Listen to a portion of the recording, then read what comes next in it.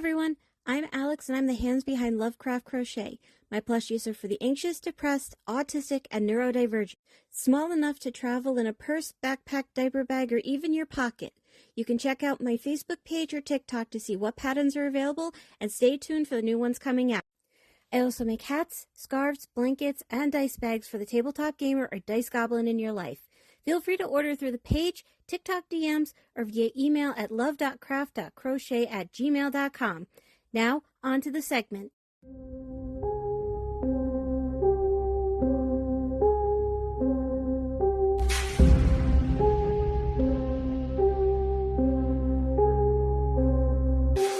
Urban legends, missing heaven, hookmen coming for you, missing 15 minutes.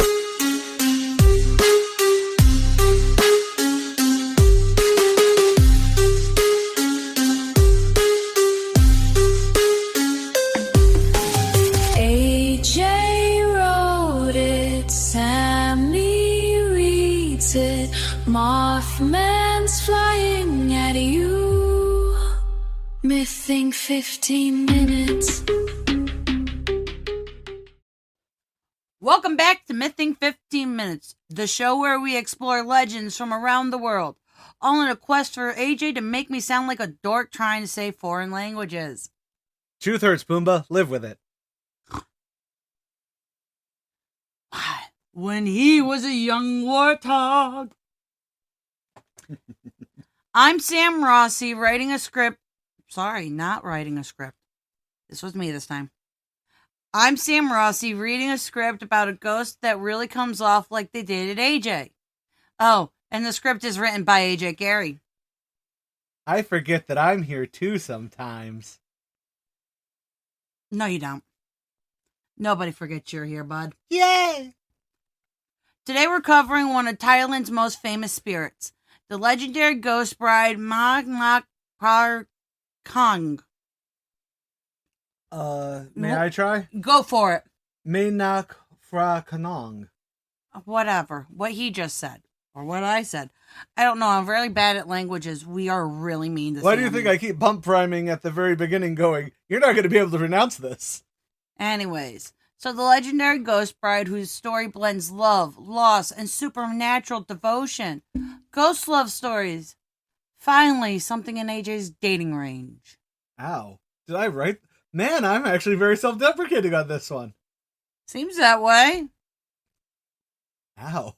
Only one of us gets to, make jokes about their, self and theirs, and that's usually me. Yeah, but that's because you're happily married. So you can make those jokes. You should be happily married, too. Way to go tradcon on me, lesbian sister. Way to throw feminism back to 1912. That's not what I was saying. You have a common law housewife. Oh, yes, Casey. Fine, fair. The story begins during the mid-1800s, during the reign of King Rama IV. Sorry, I had a moment where that I before moved. V. I before V, except after C. I get it. Though the exact date varies across retellings, so let's just say I'm flexing some minor Thai history. And by Sam. Yeah, why don't you just say AJ? Why is it always me? Because I make you seem smarter. Whenever I know that you're going to come off stupid, I make sure it's me who throws you under the bus. I put the blame on myself if it's going to be like, how can you pronounce this name? It's called equality, Sam. Right, okay. So a young woman from the Khanong district in Bangkok named Mae Nak fell deeply in love with a man named Mac. I love that. It's just, you got Mae Nak over here, King Rama's over there. There's Mac. The two married and soon Mae Nak became pregnant. But then Mac was drafted in the military service, leaving his pregnant wife behind. While he was away, Mae Nak tragically died in childbirth, along with her baby. When Mac returned from war, he found Mae Nak waiting for him, alive, or so he believed. She welcomed him home, cooked him for him, slept beside him, threw it back for him. Hold on. Start back at she welcomed him home, because you said cooked him for him. Oh. I'm just... That's not part of the story. She welcomed him home, cooked for him, slept beside him, threw it back for him. You know all the stuff a non-spirit would do? She wasn't floating around the house or bending in unnatural ways. Cue bad sex joke here. Got one? No, I made the throw it back joke, so I couldn't think of a bad sex joke about contortionists. That's why you don't make fun of circus folks, son. Exactly. You're from them. According to the traditional telling, neighbors tried to warn Mac that Mae Nak was dead, but of course he was going to refuse to believe them. I mean, she's literally right there, physical and not decaying. Although some stories do say that she was always cold, much like most of the wives, so that's still not out of the normal.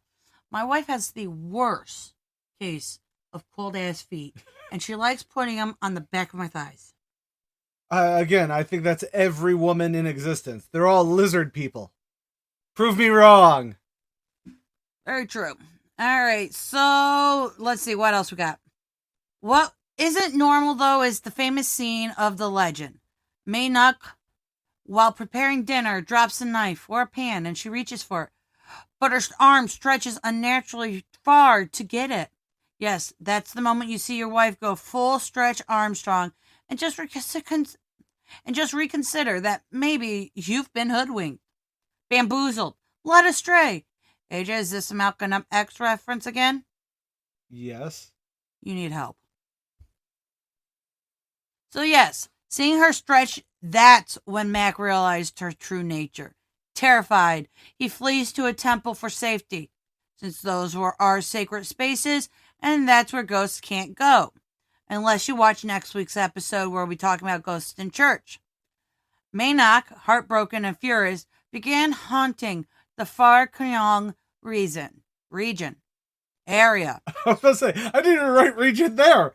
Yes, region would also work there, but I wrote area so you could have less syllables. Mae Nak, heartbroken and furious, began haunting the Phra Khanong region. Phra Khanong. Terrifying locals, shattering objects, and appearing near the river where she died originally. Eventually, the legend that a powerful monk, Samdet Phra Pachachan, I was close, was called in to intervene against the spirit, and he confronts her and seals her into a clay pot. There's a joke somewhere in here about the power of Tupperware against angry wives, but I've got nothing.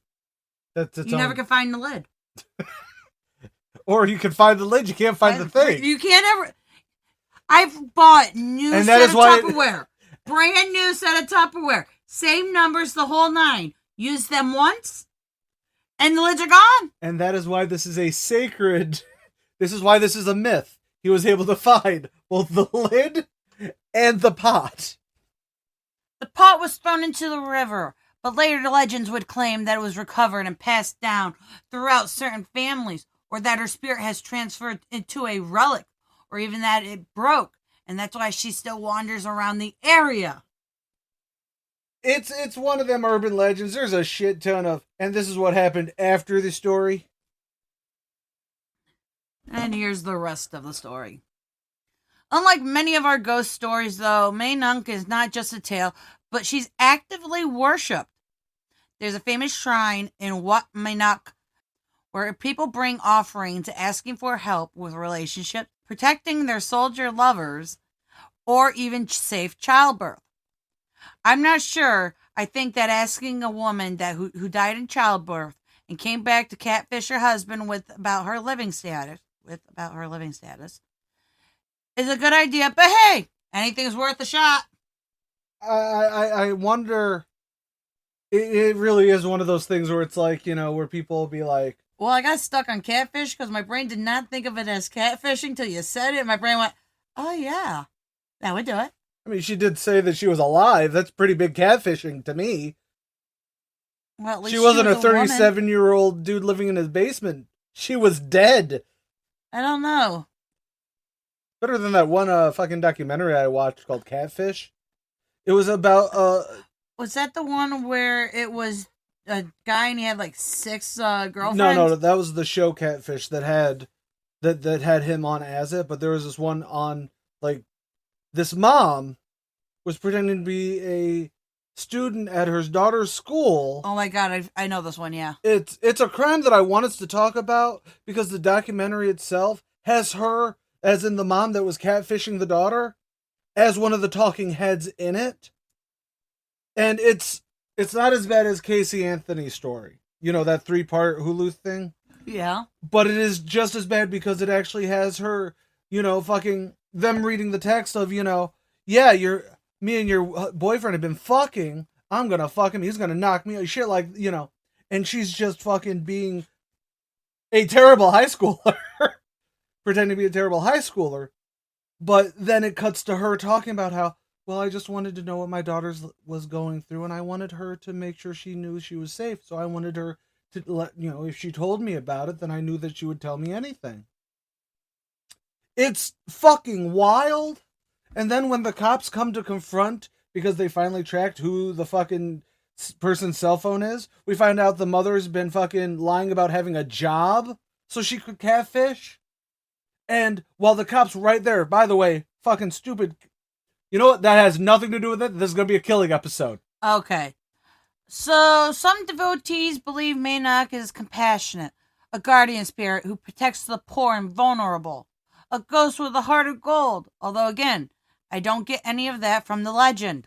Not really. It really is one of those... Unless she loved her husband so much. Well, and I think that's where it's supposed to stem from. She came back from the dead because she loved her husband. However, again, it's one of those, I get it, but it also really depends. It probably is very much dependent on the Thai version of the legend. Makes more sense. Could be something lost in translation. Lost in translation, lost in culture. It could be that I'm looking at usually I look at 15 different versions of these legends and kind of try and come up with a general normal one. True. Okay. Oh, there's a neat tidbit that the reason that most people agree that it was a story that started during King Rama IV's reign, who was king for the mid-1800s, is because of the newspaper article about the legend from 1899 actually gives the origin of the story as the daughter of a Tamban administrator. For the sake of those at home, a Tamban is basically a township equivalent, but in Thailand. And the ghost myth was perpetuated by the administrator's son after his sister died in childbirth. Although AJ wants to make sure to have a PSA about how research is great, even though he could not get a copy of the article. And if you look on Wiki, they actually corrected calling the Sam prophet to the Thailand prophet. Siam? What'd I say? Sam. Oh, Siam prophet to the Thailand prophet on there. I don't know how long it stuck around, but Siam changed its name in the 30s after shifting from a monarchy to a constitutional monarchy in 32. It's a small thing to bring up, really, but it is one of those things where research can be smidged, hindered by minor changes in names, like country names, or just a shift in regimes. Regima George. Regima George. Sort of like how the U.S. currently has a government agency tweeting about the Great Replacement Theory. Bullshit. Oh, shit. But anyways, yeah, I think that's actually just very interesting. So, anyways, Mae Nak remains one of Thailand's most endearing legends. A ghost story that blends the supernatural with deep human emotions and has been covered in a lot of pop culture, too. It's spooky. It's sad. It's kind of sweet. In a fan reach around sort of way. In a fan of reach around sort of way. Oh, sorry.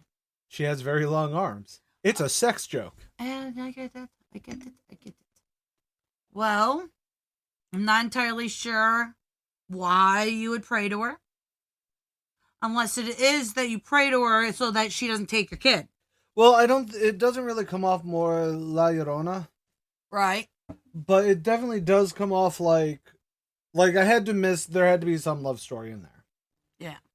However, I do like when I read in the Siam pamphlet, the actual like history of it, where it comes off like it was administrator's son saying, "Oh, this is what happened." It comes off a little hollow, like it is a part of the legend.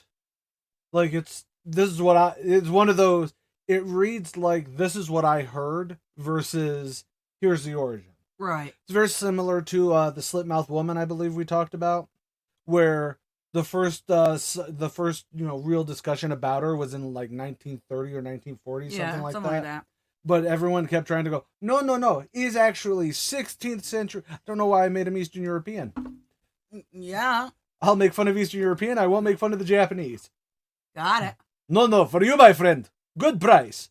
But where it really is a matter of, you have a more modern myth that they're trying to tie back to older regimes.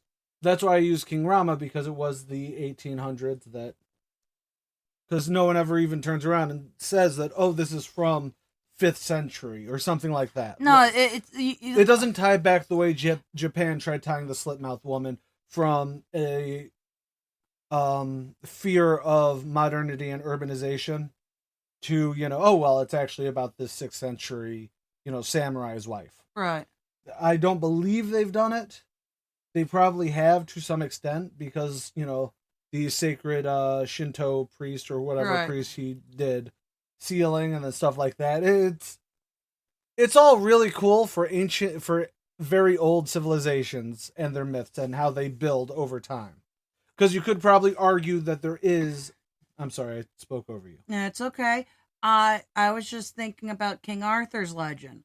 How far does that really go back? Because it only started showing up in the thousands.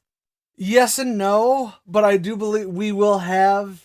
Is it going to be a 4-parter? It might be longer, because boy howdy, if I go into the King Arthur, because I've been studying that since I was 10. That's not a passing interest. That has been literally the entirety of 4th through 6th grade. I was only studying that. I know. Because we kept joking, and we still joke about how we were waiting for the Lady of the Lake to show up to give you your sword. Because the backyard would flood, guys. And all I ever got was a sword from 99 Cent City. Toy. All right, I'm good. You good? I'm good. Thanks for missing 15 minutes with us. Remember, if your loved one's arms stretch across the kitchen, it might be time for a polite breakup. I'm Sam Rossi. And I'm AJ Carey. Later, y'all. I should have said layer, y'all. Layers. Like onions. Hit the button. I gotta hit the button. Hold on.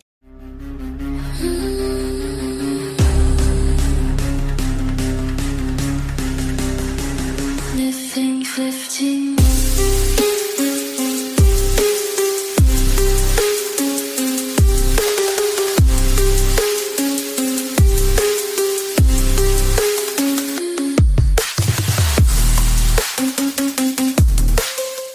Keep on carrying on. C-A-R-E-Y. Right. Because Carry On Productions.